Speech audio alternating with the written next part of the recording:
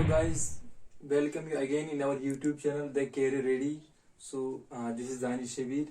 So आज मैं I am going to continue the previous topic जो कि रह गया था about the cell के बारे में। इसका इंट्रो हमने लास्ट वीडियो में दे चुके हैं, इसके इंट्रोडक्शन के बारे में।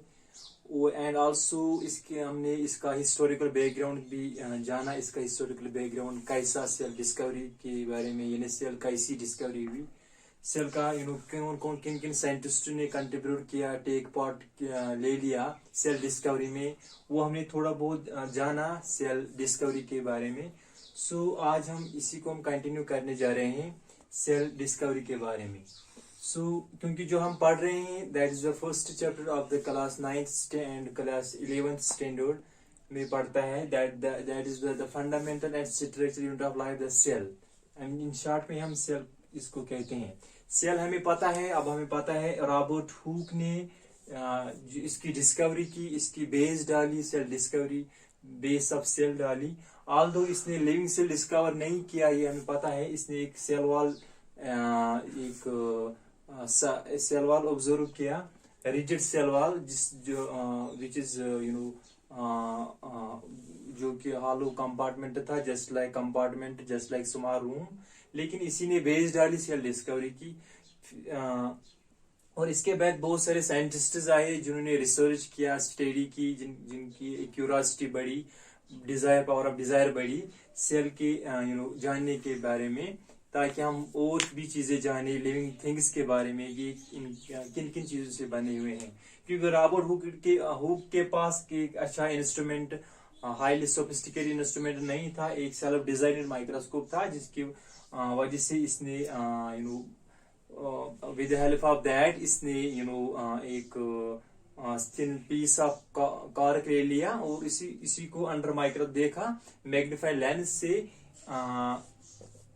हेक्सागोनल लाइक स्ट्रक्चर्स जो रिजेंबल होते थे हनीकॉम्ब लाइक स्ट्रक्चर्स, यानी कि मधु मक्खियों का छत जैसा जो दिख रहा था उसी तरह वो रिजेंबल कर रहा था। इसने अपने स्टडी में एक अच्छा चीज किया। इसने जो भी ऑब्जर्व किया, जो भी स्टडी किया, जो भी रिसर्च किया, वो इसने रिटन फॉर्म में लिखा, अपनी बुक में लिखा सारी ऑब्जर्वेशंस, जिससे बाकी साइंटिस्ट को सहूलियत मिली, आसान हो गया उनको स्टडी करने में, यानी मजीद जानने में। उसने उस बुक का नाम है माइक्रोग्राफिया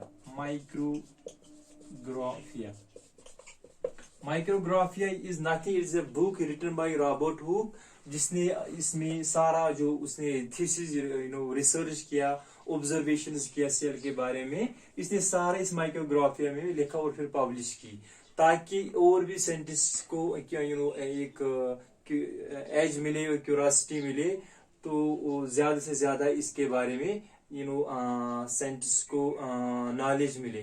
और फिर उन्होंने मजीद रिसर्च किया इसके बारे में। सो हमें पता है ये सेल के बारे में।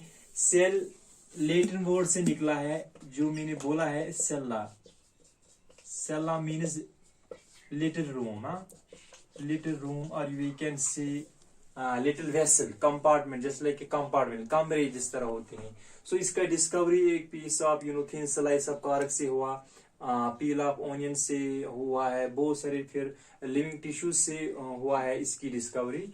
फिर इसके बाद वन मोर साइंटिस्ट आया। इससे पहले हमें ये जो बेसिक पॉइंट है यहाँ पे, सेल, स्टडी ऑफ सेल, इसको क्या कहते हैं, अगर हम ये हमें जरूरी जानना है कि स्टडी ऑफ सेल, इसको हम कहते हैं cytology is nothing, is a branch of biology which deals with the study and which deals with the structure and function of cell. It is the branch of biology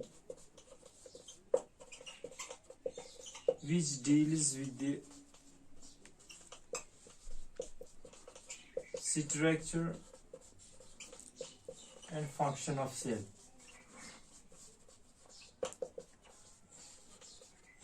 साइटोस, ये term साइटोस से निकला है। साइटोस means cell. सो cytology एक branch होता है, ये एक शाख होता है बायोलॉजी में, जिसमें हम सेल के बारे में जानते हैं, सेल का स्ट्रक्चर कैसा है, सेल की सेल कैसे फंक्शन परफॉर्म करते हैं, जैसे इसका रिप्रोडक्शन कैसा है, रिजनरेशन कैसे करते हैं, डिविजन कैसे करते हैं, इसका जो cell signalling, cell movement, exocytosis, endocytosis, each and everything जो जो भी सेल में होता है, मूवमेंट्स कैसे होता है, वो हम साइटोलॉजी में पढ़ते हैं। सो वन मोर साइंटिस्ट आए हैं जिनने कंट्रीब्यूट किया इससे रॉबर्ट हुक के बाद, उसका नाम था एंटन लीवनहॉक। एंटन लीवनहॉक 1674 में आया। इसी एंटन लीवनहॉक ने बैक्टीरिया सेल डिस्कवरी की।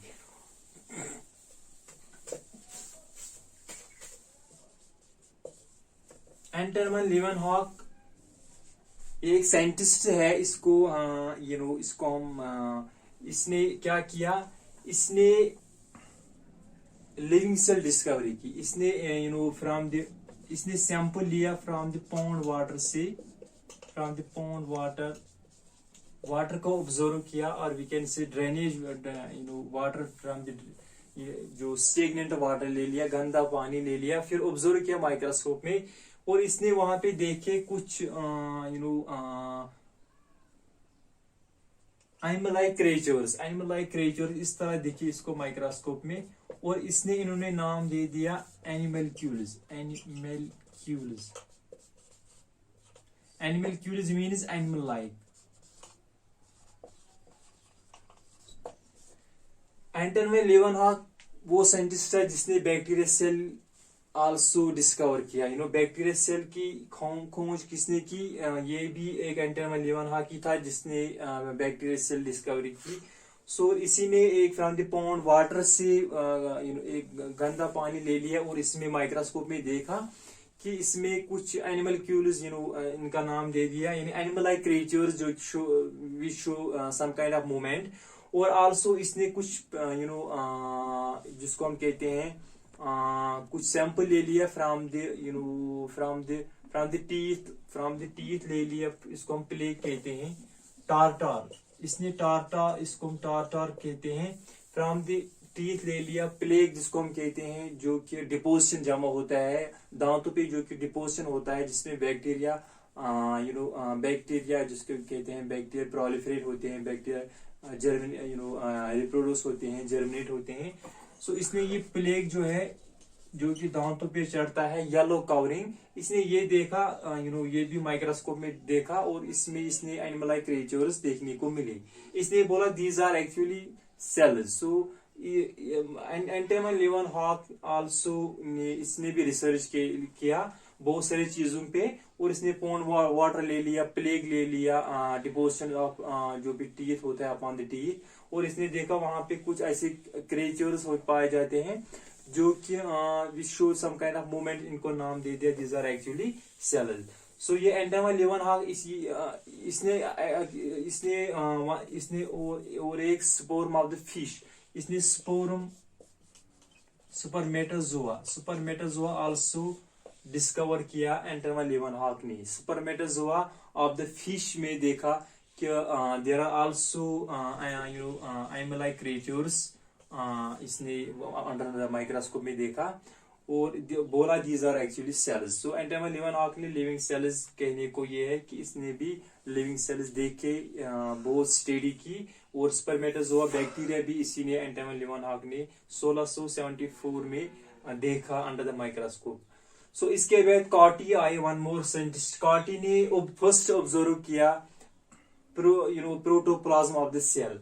कॉटी ने देखा, बहुत सारे साइंटिस्ट ने देखा, क्योंकि जो कि रॉबर्ट हुक था उसने अपने बुक में माइक्रोग्राफिया में सारा कुछ ऑब्जर्व स्टेटमेंट्स लिखे थे, टेनेट्स लिखे थे, ऑब्जर्वेशंस जो भी उसने किया अपने बुक में लिख लिया, ताकि इससे बहुत इजी हुआ बाकी साइंटिस्ट को देखने स्टडी करने में।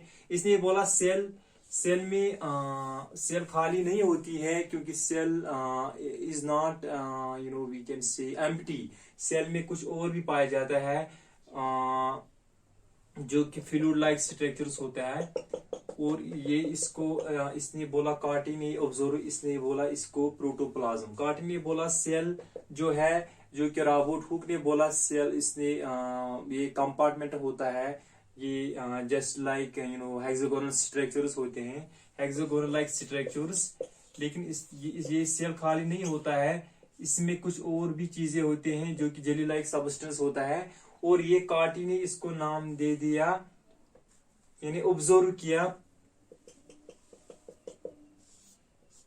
प्रोटोप्लाज्म, इसको बोला प्रोटोप्लाज्म। यानी एक्चुअली सेल में और भी एक चीज होता है जो कि जेली वाटर बेस्ड होता है, इसका नाम है प्रोटोप्लाज्म। ये ऑब्जर्व किया कार्टी ने, लेकिन इसने नाम इसको नहीं दे दिया बल्कि ऑब्जर्व किया जेली लाइक सब्सटेंस। इसके बाद ड्यूजार्डीन आया था 1835 में, 1835 में ड्यूजार्डीन साइंटिस्ट था जिसने बोला इस प्रोटोप्लाज्म को नाम दिया सारकोड। सारकोड नाम दिया ड्यूजार्डीन ने 1835। इसके बाद पुरकिंजी आया, पुरकिंजी ने टर्म दिया प्रोटोप्लाज्म। 1840 में पुरकिंजी ने बोला इस sarcode actually this is a protoplasm, यानी protoplasm pro means first plasm होता है वाटर बेस्ड सब्सटेंसेस, यानी jelly fluid like material. So protoplasm ये पुरकिंजी ने टर्म दिया। या अगर ये आएगा भी ये objective, who discovered the protoplasm, who observe the protoplasm, so इसका ये पुरकिंजी है राइट आंसर, क्योंकि पुरकिंजी ने ऑब्जर्व किया प्रोटोप्लाज्म। सारकोड नाम दे दिया किसने, ड्यूजार्डीन ने, और कार्टी ने ऑब्जर्व किया फर्स्ट प्रोटोप्लाज्म। लेकिन प्रोटोप्लाज्म ऑब्जर्व डिस्कवर किया पुरकिंजी ने। पुरकिंजी फाइबर्स भी होते हैं, जैसे हार्ट में पुरकिंजी फाइबर्स होते हैं जो कि इलेक्ट्रिकल सिग्नल्स पास ऑन करते हैं टू देयर वेंट्रिकल्स। सो इसके बाद हक्सली, हक्सली ने बोला, हक्सली जिसको हम कहते हैं, हक्सली ने बोला this protoplasm is the basis of life, is the base of life, basis of life cell, sorry, this protoplasm is the basis of cell. Huxley was the one more scientist जिसने बोला this protoplasm is base of the cell, यानी cell protoplasm के बगैर जिंदा नहीं रह सकती। जिस तरह एक इंडिविजुअल सेल के बगैर, टिश्यू के बगैर, ऑर्गन के बगैर जिंदा नहीं रह सकता, इसी तरह सेल जो है ये जिंदा है ड्यू टू द प्रोटोप्लाज्म। अगर सेल जिंदा है, सेल में जो भी फंक्शंस होते हैं, जो भी मूवमेंट्स होते हैं, जो भी जो भी काम होता है, जो भी फिजियोलॉजिकल एक्टिविटी होती है, that is due to the protoplasm. Protoplasm है लिविंग मटेरियल होता है, जेल लाइक सब्सटेंस होता है, लिविंग मटेरियल होता है जिसमें सारा कुछ, जिसमें आरएनए होता है, लिपिड्स होते हैं, डीएनए, जेनेटिक मटेरियल्स पाया जाता है, प्रोटीन्स पाए जाते हैं, सारा फैट्स पाए जाते हैं। सो ये कहने को ये हक्सली ने बोला cell is living due to the protoplasm. इसके बाद वन मोर साइंटिस्ट आया जिसने बोला, उसका नाम था रुडॉल्फ वर्च्यू, रुडॉल्फ वर्च्यू। इसने एक स्टेटमेंट दे दिया, इसने बोला ओमनी सेलुला ए सेलुले, ओमनी सेलुला सेलुला ई सेलुले, ई सेलुले। इसने एक स्टीनेट दे दिया, एक स्टेटमेंट दे दिया, ओमनी सेलुला ई सेलुले। इसका मतलब है all new cells arises from the pre existent cells, यानी जो भी नए सेल्स बनते हैं वो बनते हैं by the division of previous cells. इसका मतलब है new cells arise from the previous ones, or we can say existing ones, existing ones, यानी जो नए सेल्स बनते हैं वो बनते हैं पुराने सेल्स से बाय द डिवीजन।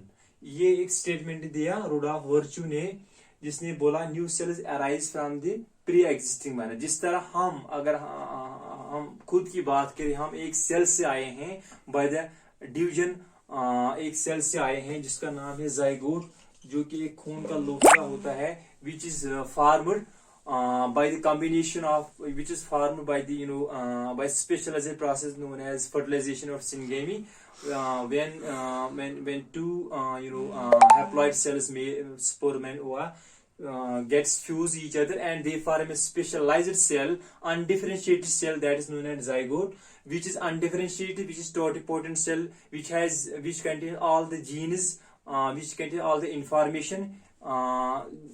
zygote में सारा information होता है. And finally due to the division, due to the rapid cleavage, due to the rapid division, और ये zygote से एक इंडिविजुअल बनता है. ये zygote, जिस तरह हम zygote से आए हैं, इसी तरह इसने एक टर्म दे दिया, जो नए सेल्स बनते हैं वो भी पुराने सेल्स बनते हैं by the division.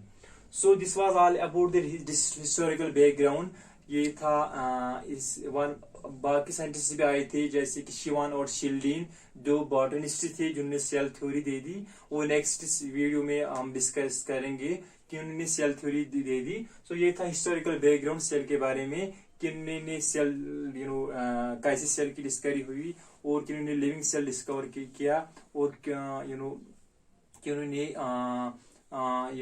We can से पहला सेल देखा अंडर द माइक्रोस्कोप में. This was all about the cell discovery. Thank you and all the best.